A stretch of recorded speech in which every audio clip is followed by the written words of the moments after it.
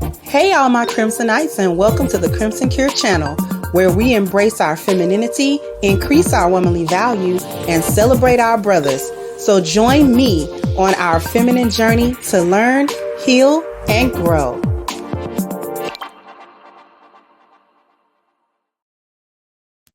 Hey there, my Crimsonites, and welcome to the Crimson Cure channel. I'm your host, femininity coach, and author of the Crimson Cure, and this is my perspective. So I wanted to circle back around to Eboni K, because the way that the sisterhood turned on your girl, okay, this is what they do. See, this ties into the concept of wanting attention but not wanting any help.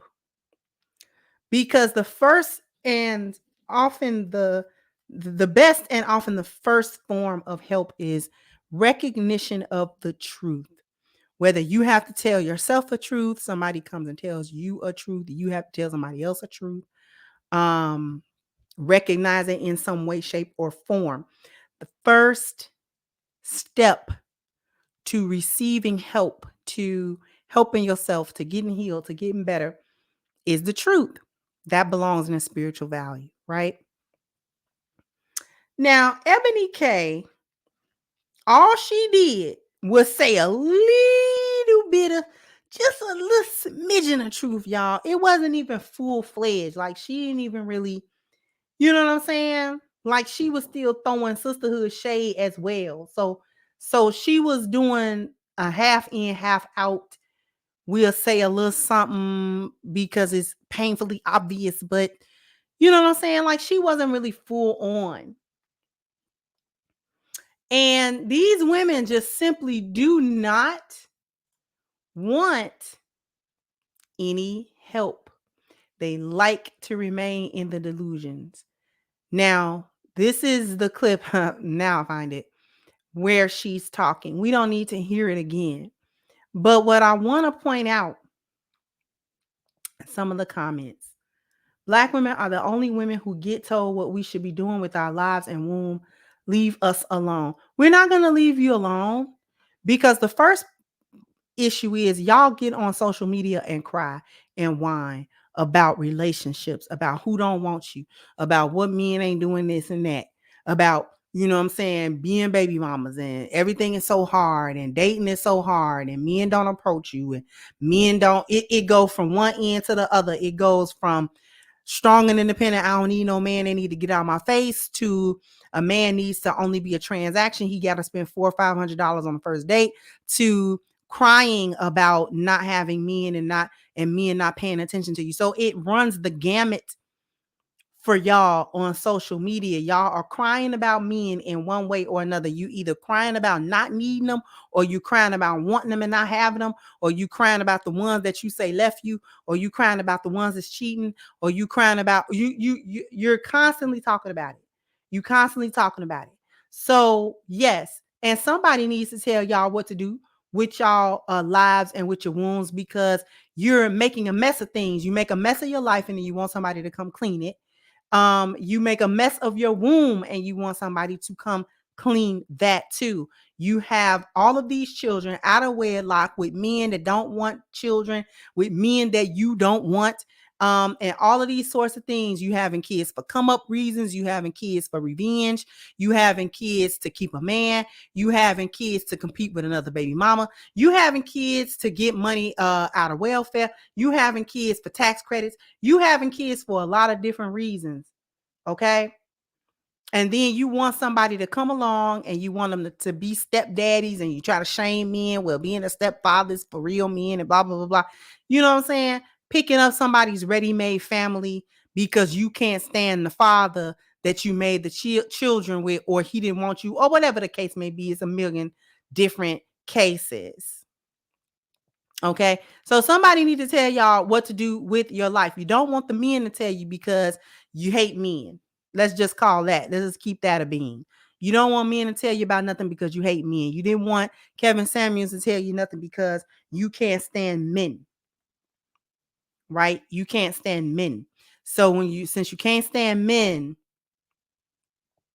You don't want no man telling you nothing. You don't want single women telling you nothing, because now all of a sudden her being single is an issue, right? Her being single is an issue because, let's see, it was one that talked about her being single. What's the obsession with Black women's love life? It's a mess. That's the obsession, and y'all talk about it all day, right? Taking relationship advice from someone who is single with an ex-husband is a weird flex, but go off, mama. Her marital status did not matter when she was out here talking about the owner of the bus and not the driver. When she said that, y'all was all on it. Oh yeah, we not gonna settle. Blah blah blah blah. You tell them, Eboni.